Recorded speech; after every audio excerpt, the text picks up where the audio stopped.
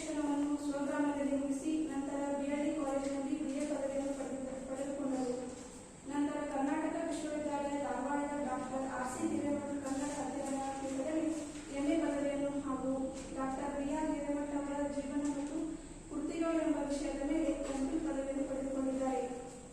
ಸ್ಥಳೀಯ ಬಿಎಲ್ಡಿ ಪದವಿ ಪೂರ್ವ ಕಾಲೇಜಿನಲ್ಲಿ ಕನ್ನಡ ಉಪನ್ಯಾಸಕರಾಗಿ ಸೇವೆ ಸಲ್ಲಿಸುತ್ತಿದ್ದಾರೆ. ಉಪನ್ಯಾಸಕ ವೃತ್ತಿಯ ಜೊತೆಗೆ ಹಲವಾರು ಹಾಸ್ಯಗೋಷ್ಠಿಗಳಲ್ಲಿ ಭಾಗವಹಿಸಿ ಜನಮನ್ನಣೆಯನ್ನು ಗಳಿಸಿದ್ದಾರೆ.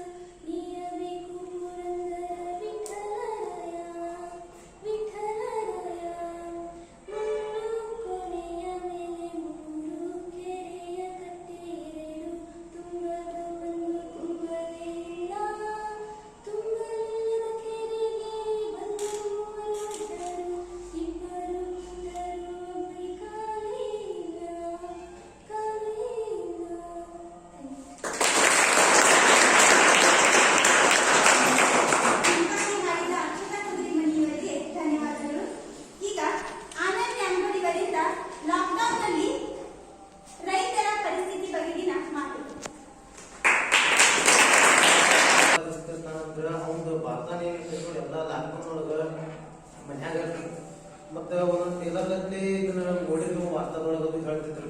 ಒಂದೊಂದು ಟೇಲರ್ ಗದ್ಲೆ ಟೊಮೆಟೊ ಅದು ಬೀದಿಗೆ ಹಾಕ್ತಿದ್ರು. ಮತ್ತ ದ್ರಾಕ್ಷಿ ಬೆಳೆದವ್ರಂತೂ ಲೆಕ್ಕ ಇದಾವ. ಒಂದೊಂದು ಟೇಲರ್ ಅಂತೂ ದ್ರಾಕ್ಷಿ ಇದಕ್ಕ ರೋಡಿಗೆ ಕೊಟ್ಬಿಡ್ತಿದ್ರು.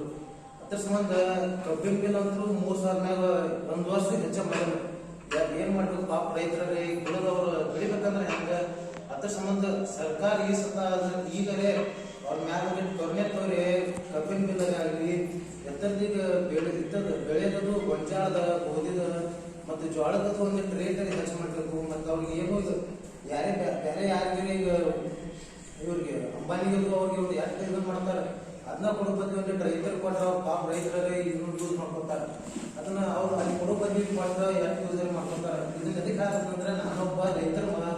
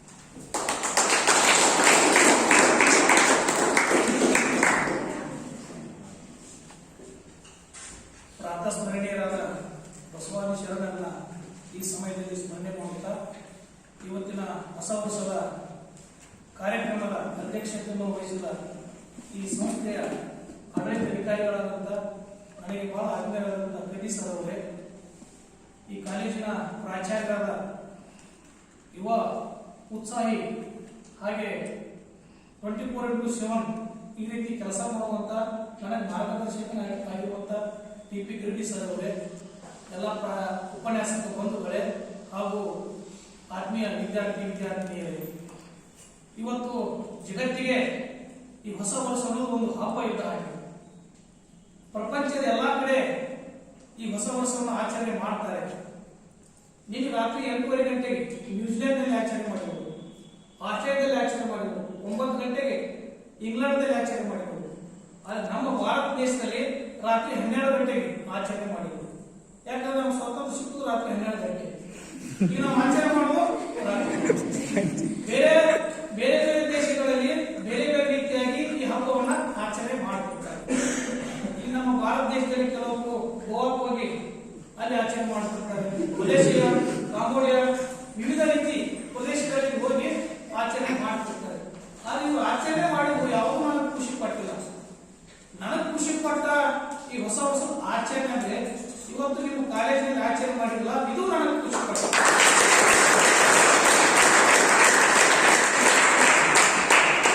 ಯಾಕಂತ ಹೇಳಿದ್ರೆ ದುಂದು ವೆಚ್ಚ ಮಾಡಿ ಸರ್ಚ್ ಮಾಡಿ ಇನ್ನೂ ಖರ್ಚು ಮಾಡಿ ಆಚರಣೆ ಮಾಡ್ತಿರ್ತಾರೆ. ಇದು ಹಾಕಲ್ಲ. ಇಲ್ಲಿ ಕ್ರೀಡೆಯಲ್ಲಿ ಭಾಗವಹಿಸಿ ನಿಮ್ಮ ಪ್ರದರ್ಶನವನ್ನ ತೋರಿಸಿದ್ದೀರಿ ಅಷ್ಟೇ ಅಲ್ಲ. ಈ ಕೆಲವೊಬ್ಬರು ಈ ಅಕ್ಷರ ಭಾವಗೀತೆ ಹಾಡಿದರು. ಇಲ್ಲಿ ಆ ಮುತ್ತು ನ್ಯಾಮಗೋಡ್ ಅಂತೇಳಿ ಆ ಮ್ಯೂಸಿಕ್ ನಲ್ಲಿ ಮ್ಯಾಜಿಕ್ ಮಾಡಿ ಒಂದು ಗಿಮಿಕ್ ತೋರಿಸಿಬಿಟ್ರು ಅವರು ತೋರಿಸಿದ್ರು ತಮ್ಮ ಪ್ರದರ್ಶನವನ್ನ. ಅದಕ್ಕೆಲ್ಲ ನೀವೇ ನಿದರ್ಶನ ಕಾರಣ. ಮುಂದಿನೊಬ್ರು ಅರಳಿದ ಹೂಗಳು ಈ ಹಾಡನ್ನು ಹಾಡಿದರು. ಈ ರೀತಿ ಮಾಡೋದ್ರಿಂದ ನಿಮ್ಮ ವ್ಯಕ್ತಿತ್ವ ವಿಕಸನ ಆಗುತ್ತೆ. ಇದಕ್ಕೂ ನಿಮ್ಗೆ ಮಾನಸಿಕವಾಗಿ ಧೈರ್ಯ ಬರುತ್ತೆ. ಎಲ್ಲಿ ಬೇಕಾದ್ರೂ ನಾವು ಯಾವುದೇ ಸಂದರ್ಭ ಬಂದು ಎದುರಿಸ್ತೀವಿ ಅನ್ನುವಂತ ಮನಸ್ಥಿತಿ ನಿಮ್ಮಲ್ಲಿ ಆಗ್ತಿರುತ್ತೆ. ಈ ಹೊಸ ವರ್ಷ ಆಚರಣೆ ಮಾಡೋದು ಮುಖ್ಯ. ಅದನ್ನೆಲ್ಲ ಬಿಟ್ಟುಕೊಡೋದು. ಈ ಸಮಯದಲ್ಲಿ ನಾನು ಹೇಳಬೇಕಾಗುತ್ತೆ ಏನಂದ್ರೆ ಬಹಳ ಮಾತಾಡಲಿಕ್ಕೆ ಹೋಗುದಿಲ್ಲ. ಈಗಾಗಲೇ ಕಲಾ ಪ್ರದರ್ಶನ ತೋರಿಸಿದ್ರಿ. ಇದು ಸಿದ್ದೇಶ್ವರ ಸ್ವಾಮೀಜಿ ಅವರು ಉದ್ಘಾಟನೆ ಮಾಡಿರುವಂತಹ ಕಾಲೇಜ್. ಇಂಥ ಕಾಲೇಜಿನಲ್ಲಿ ನೀವು ದೊಡ್ಡ ನಾಲೆಜ್ ಅನ್ನು ಪಡ್ಕೊಂಡು ಹೊರ ಹೊಮ್ಮಿದ್ರೆ ಈ ಕಾಲೇಜ್ ಹೆಸರು, ಹುಟ್ಟಿದ ಊರ, ಕಟ್ಟಿದ ಮನೆಯ, ಈ ಸಂಸ್ಥೆಯ ಹೆಸರನ್ನ ನೀವೆಲ್ಲರೂ ತರಬೇಕು. ಆ ಕಾರಣಕ್ಕಾಗಿ ವಿಚಾರಗಳಲ್ಲಿ ವೈಚಾರಿಕತೆ ಇರಬೇಕು, ನಿಮ್ಮಲ್ಲಿ ಬುದ್ಧಿಯಲ್ಲಿ ವಿಶಾಲತೆ ಇರಬೇಕು, ಕರ್ತವ್ಯದಲ್ಲಿ ಪ್ರಾಮಾಣಿಕತೆ ಇರಬೇಕು. ಪುಣೆಯಲ್ಲಿ ಜ್ಯೋತಿಬಾ ಫುಲೆ ಮತ್ತು ಸಾವಿತ್ರಿಬಾಯಿ ಫುಲೆ ಅವರು ತಮ್ಮ ಸ್ವಂತ ಮನೆಯಲ್ಲಿ ಶಿಕ್ಷಣ ಸಂಸ್ಥೆಯನ್ನು ಸ್ಥಾಪನೆ ಮಾಡಿದರು. ಇವತ್ತು ಕಡ್ಡಿ ಸರ್ ಅವರು ತಮ್ಮ ಸ್ವಂತ ಹೊಲದಲ್ಲಿ ಇಂಥ ಶಿಕ್ಷಣ ಸಂಸ್ಥೆಯನ್ನು ಸ್ಥಾಪನೆ ಮಾಡಿದ್ದಾರೆ.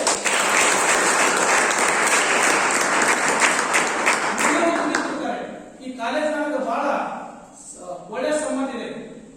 ದಿವಸ ಈ ಗ್ರೌಂಡ್ನಲ್ಲಿ ಈ ಒಂದು ರೌಂಡ್ ನಾನು ವಾಕಿಂಗ್ ಮಾಡ್ತಿರ್ತೀನಿ. ನಸಿಕ್ನಲ್ಲೇ ಮುಸುಕ್ ತೆಗೆದು ಮಾತ್ರ ಮುಸುಕ್ನಾಗ ಕೊಡ್ತಿರ್ತೀನಿ. ಆ ಕಾರಣಕ್ಕಾಗಿ ನನಗೆ ಬಹಳ ಆತ್ಮೀಯ.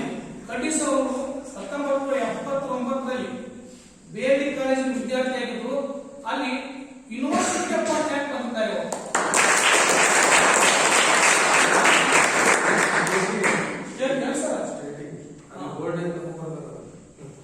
79 ಗೋಲ್ಡ್ ತಗೊಂಡು ಹೇಳ್ತೀನಿ. ಮುಂದೆ ಇವ್ರ ಕೈಯಲ್ಲಿ ಕಲಿತಂತ ಸಂತೋಷ್ ತಮದಡ್ಡಿ ಅವರು 2011ರಲ್ಲಿ ಕರ್ನಾಟಕ ವಿಶ್ವವಿದ್ಯಾಲಯಕ್ಕೆ ಸೆಕೆಂಡ್ ರ್ಯಾಂಕ್ ಬಂದಿದ್ದಾರೆ.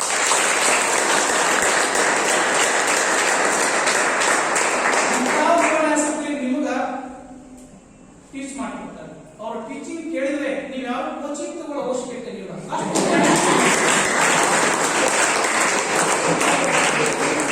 ವಾಚನಮಟ್ಟಿ ಸರ್ ಅವರು ಇಂಗ್ಲಿಷ್ ನಲ್ಲಿ ಪಾಂಡಿತರವರು, ನಮ್ಮ ಗೆಳೆಯ ಆತ್ಮೀಯ ಸ್ನೇಹಿತರು ಉಮೇಶ್ ಬಡಿಗವರು ಕನ್ನಡ ಸಾಹಿತ್ಯದಲ್ಲೇ ನಾ ಏನೋ ಅಲ್ಲ ಮುಂದೆ ನಿಜಗುಣ ಶಿವೋಯಿಗಳ ಅವೆಲ್ಲ ಕೇವಲ ಪದ್ಧತಿ ನಾವು ಭಯಪಟ್ಟು ಹೇಳ್ತಿರ್ತಾರೆ. ಅಂತ ಪಂಡಿತರು ಕುಂಬಾರ ಸರ್ ಅವರು ಇದ್ದಾರೆ. ಇವರ ಕೈಯಲ್ಲಿ ನೀವು ಶಿಕ್ಷಣವನ್ನು ಪಡ್ಕೊಂಡು ಒಳ್ಳೆ ವ್ಯಕ್ತಿಗಳಾಗಿ ಹೊರಹೊಮ್ಮಬೇಕು. ಸಮರ್ಥ ಪ್ರಿನ್ಸಿಪಾಲ್ ಇದ್ದಾರೆ ಗಿರಿಟಿ ಸರ್.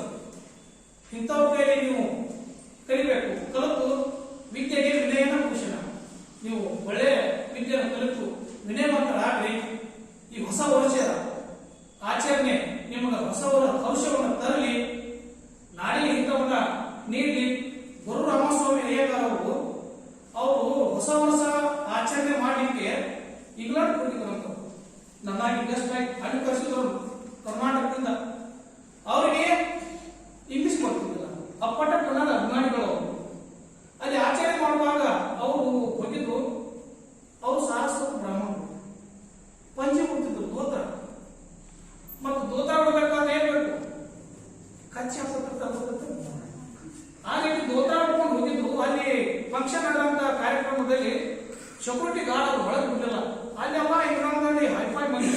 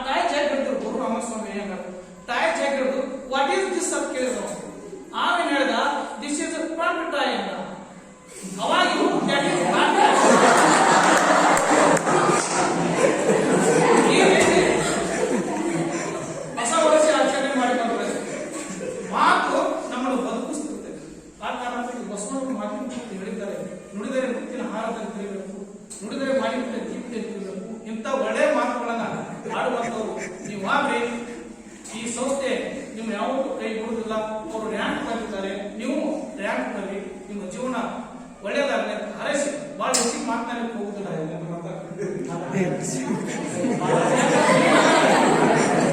ನನಗೇನು ಹೇಳಿದ್ರೆ 10 ನಿಮಿಷದ ಕಾರ್ಯಕ್ರಮ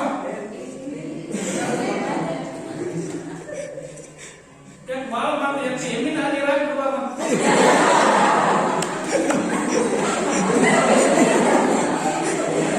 ಎಮ್ಮಿನ ನೀರಾಗಿ ಬಿಟ್ಟರೆ ಅದೇನ ಮ್ಯಾಲ ಬರುದಿಲ್ಲ. ಎಮ್ಮಿ ಮ್ಯಾಲ ಹೊಳಿತಾಣಿಗಿಂತ ಏನ್ ಮಾಡಿದ್ರು ಕೆಲಸ ಹೋಗುದಿಲ್ಲ. ನೆನಪಿನ ತಾವು ಮನೆ ಕಳಿಸ್ಬಾರ್ದು.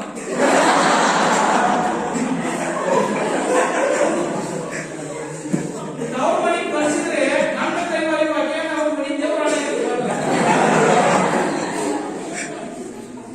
ಹಾಗೆ ಮಸ್ತಗಳ ಕೈಯಾಗ ಮೈಕ್ ಕೊಡಬಾರ್ದು.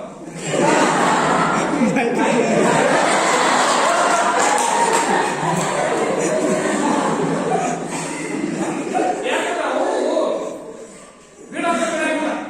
ಇಲ್ಲೇ ನಾವು ಒಂದು ಸಸಾಲಕ್ಕೆ ಅಂತ ಹೋಗಿ ಗಿರಣಿ ಸಲ ಕಳಿಸಿದಾಗ ಅಲ್ಲಿ ಮುಖ್ಯ ಅತಿಥಿ ಅಂದ್ರೆ ಯಾವಾಗ ಉದ್ಘಾಟನೆ ಆದ ಬಳಿಕ ಮಾತಾಡುವಂತ ಅವಕಾಶ ಇದೆ. ಎಲ್ಲ ಅಧ್ಯಕ್ಷ ಮಾತಾಡ್ರು, ದಿವ್ಯ ಸಾನ್ನಿಧ್ಯ ವಹಿಸಿದಂತ ಸ್ವಾಮೀಜಿ ಅವರು ಮಾತಾಡ್ರು. ಅವಾಗ ನನಗೆ ಮಾಡ್ರು ರಾತ್ರಿ 9 ಗಂಟೆಗೆ ಪಾಳೆ ಎಲ್ಲ ತುಂಬಿದ್ದು ಜನ ಎಷ್ಟು ಜನ ಸೇರ್ತಾರೆ ಹಂಗೆ ಮಾತಾಡಕ್ಕೆ ನಮಗೂ ಬಹಳ ಖುಷಿ ಅನಿಸ್ತಿತ್ತು. ಹಂಗೆ ಮಾತಾಡಿದೆ 9:30 ಆಯ್ತು. ಆ ಸಂಘಟಕ ಚೀಟಿ ಕೊಟ್ಟು ಮಾತಾಡುವಾಗ ಸ್ವಲ್ಪ ಭಾಷೆ ಮಾತಾಡೋದು ಏನಾಗ್ತದೆ ಕೆಟ್ಟ ಬೋಗಸ್ ಮಾತಾಡಕ್ಕಿದ್ದ ಅವನು ಸಂಘಟಕ ಚೀಟಿ ಕೊಟ್ಟು ಸಮಯ ಮುಗಿಸ್ತಾ ಇರ್ತೀವಿ.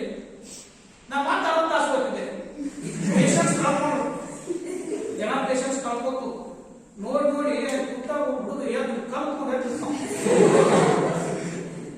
ತಮ್ಮ ಯಾಕೆ ಕೇಳಿದ್ರೆ ಏನಿಲ್ಲ ನೀನ್ ಮಾತಾಡೋ ನೀನ್ ಯಾಕೆ ಕರ್ಕೊಂಡು ಹೆಚ್ಚ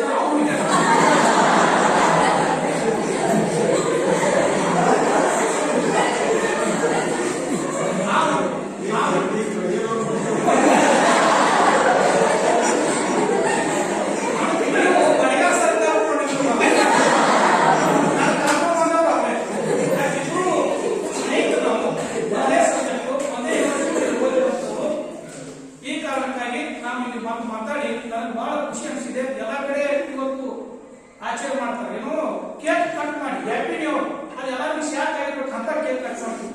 ಯಾವ ಇಲ್ಲಿ ನೀವು ವಿವಿಧ ರೀತಿಯಲ್ಲಿ ಕಾರ್ಯಕ್ರಮಗಳಲ್ಲಿ ಭಾಗವಹಿಸಿ ಆಚರಣೆ ಮಾಡಿದ್ರೆ ಇದು ನನಗೆ ಬಹಳ ಖುಷಿಯಾಗಿದೆ.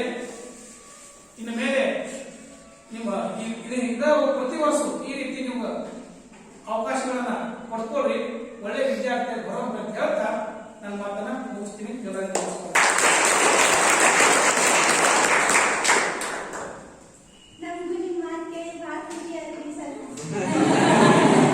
ಖುಷಿ ಆಗೈತೆ ಅಂತ ನಮ್ಮ ಖುಷಿ ಬಿಡ್ಲಿಕ್ಕೆ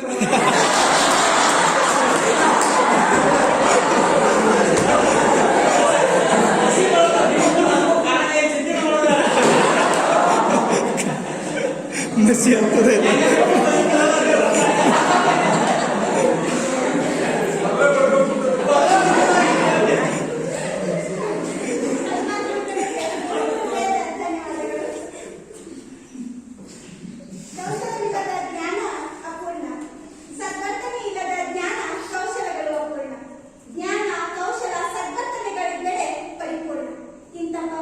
ಪರಿಪೂರ್ಣತೆಗೆ ಬೆಲೆ ಕಟ್ಟಲಾದ ಧೈರ್ಯ ಶ್ರೀ ಗುರುಬಸವ ಎಂದು ಹೇಳುತ್ತಾ ಈಗ ಅಧ್ಯಕ್ಷೀಯ ನುಡಿಗಳು ಪ್ರೊಫೆಸರ್ ಕೆ ಆರ್ ಕಡ್ಡಿ.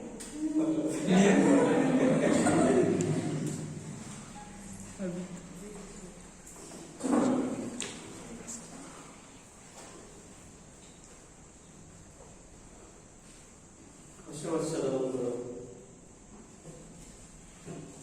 ಆಗಮನ ದಿನಾಚರಣೆ ಆಗೋದು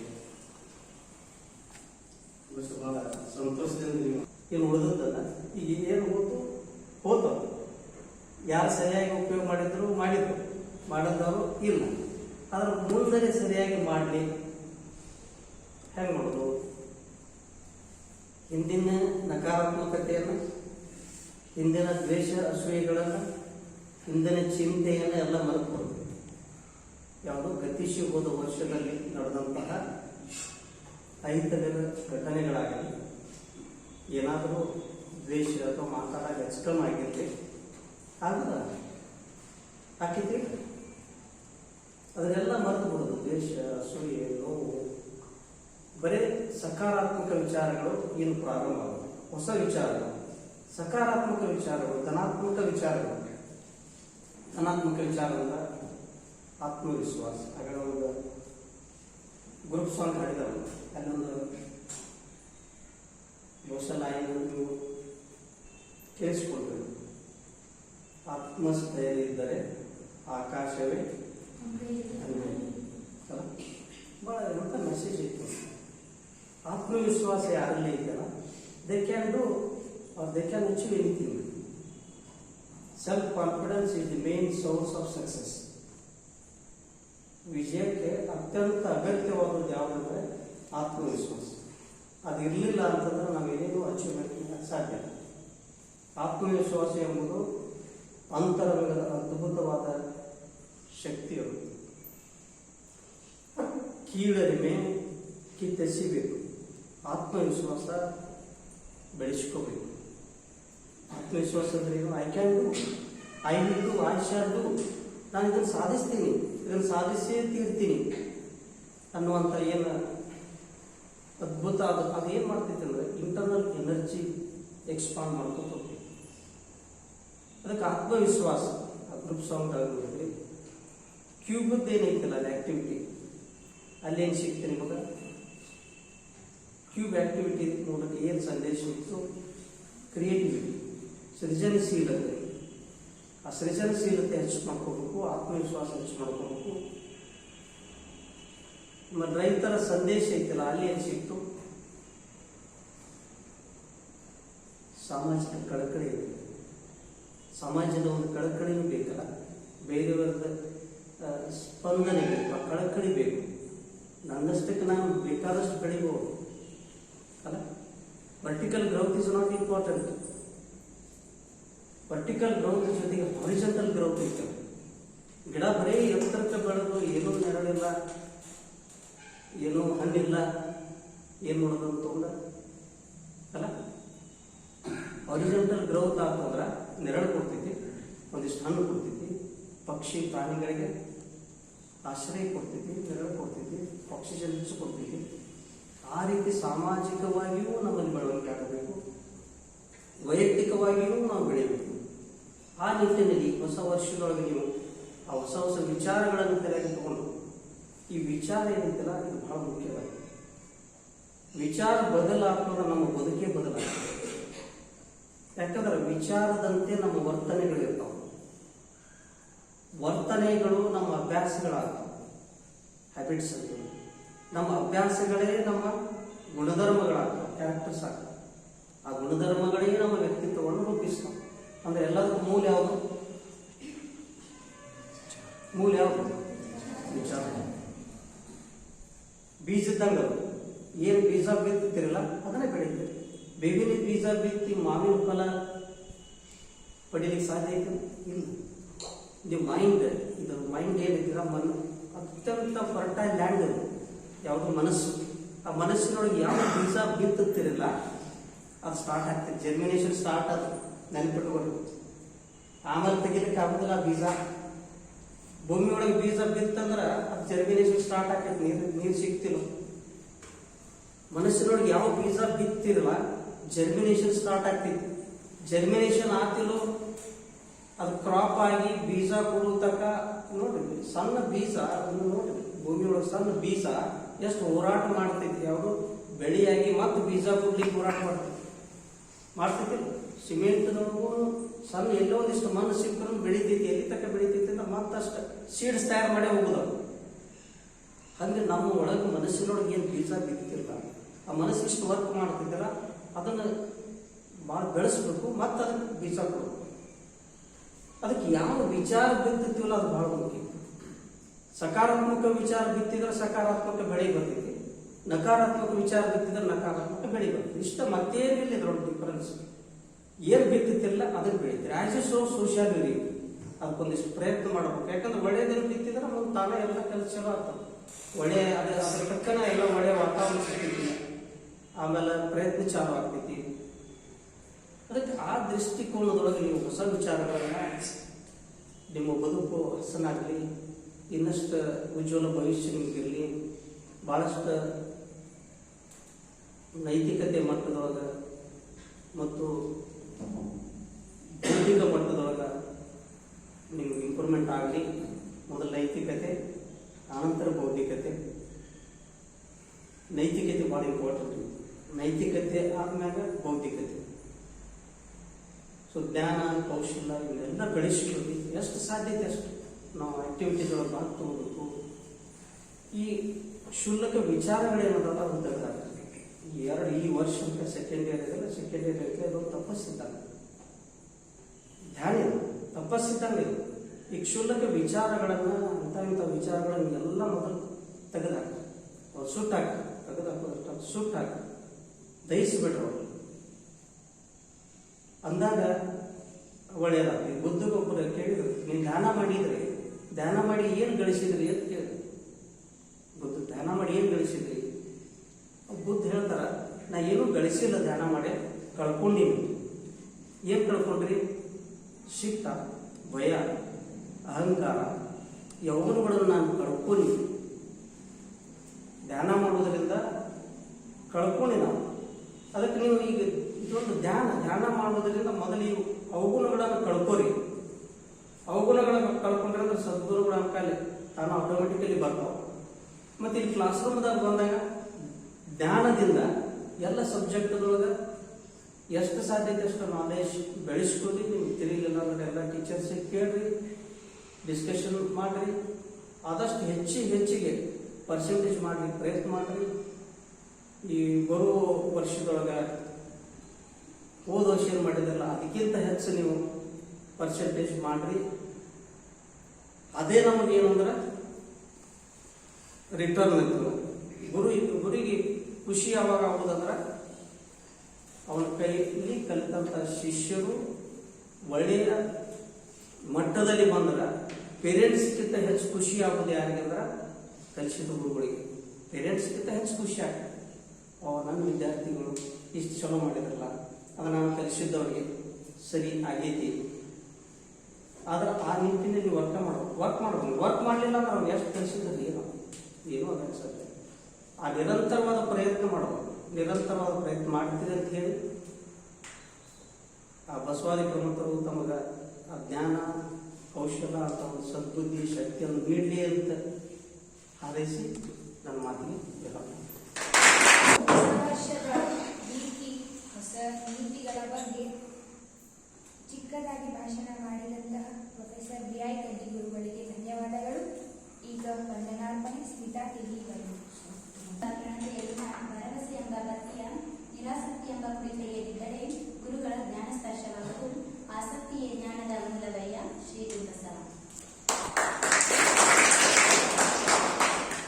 ಇಷ್ಟೊತ್ತು ನಾವೆಲ್ಲರೂ ಹೊಸ ವರ್ಷದ ನಿಮಿತ್ತವಾಗಿ ಹಮ್ಮಿಕೊಂಡ ಕಾರ್ಯಕ್ರಮವನ್ನು ಅತಿ ಉತ್ಸಾಹದಿಂದ ಆಚರಿಸಿದ್ದೇವೆ. ಈಗ ವೇದಿಕೆಯನ್ನು ಅಲಂಕರಿಸಿದಂತಹ ಡಾಕ್ಟರ್ TP ಗಿರಡ್ಡಿ ಗುರುಗಳಿಗೆ ಹೃದಯಪೂರ್ವಕ ವಂದನೆಗಳು ಹಾಗೂ ಪ್ರೊಫೆಸರ್ BI ಕಡ್ಡಿ ಗುರುಗಳಿಗೆ ಹೃದಯಪೂರ್ವಕ ವಂದನೆಗಳು. ಸಲ್ಮಾ ಗುರುಗಳಿಗೆ ನಮ್ಮೆಲ್ಲರ ಕಡೆಯಿಂದ ಹೃದಯಪೂರ್ವಕ ವಂದನೆಗಳು. ದಿನವಿಡೀ ಈ ಕಾರ್ಯಕ್ರಮವನ್ನು ಆಯೋಜಿಸಿ ಹಾಗೂ ನಮ್ಮೊಂದಿಗೆ ಮುಂಜಾನೆಯಿಂದ ಕ್ರೀಡೆಗಳಲ್ಲಿ ಪಾಲ್ಗೊಂಡು ನಮ್ಮನ್ನು ಮನರಂಜಿಸಿದ ಎಲ್ಲ ಗುರುವಿಂದಲೂ ಹೃದಯಪೂರ್ವಕ ವಂದನೆಗಳು. ಶಾಂತಚಿತ್ತರಾಗಿ ಕಾರ್ಯಕ್ರಮದಲ್ಲಿ ಪಾಲ್ಗೊಂಡು ನನ್ನ ಸಹಪಾಠಿಗಳಿಗೆ ವಂದನೆಗಳು. ಇಲ್ಲಿಯವರೆಗೆ ನನಗೆ ವಂದನಾರ್ಪಣೆ ಮಾಡಲು ಅವಕಾಶ ನೀಡಿದ್ದಕ್ಕಾಗಿ ಎಲ್ಲರಿಗೂ ಧನ್ಯವಾದಗಳು.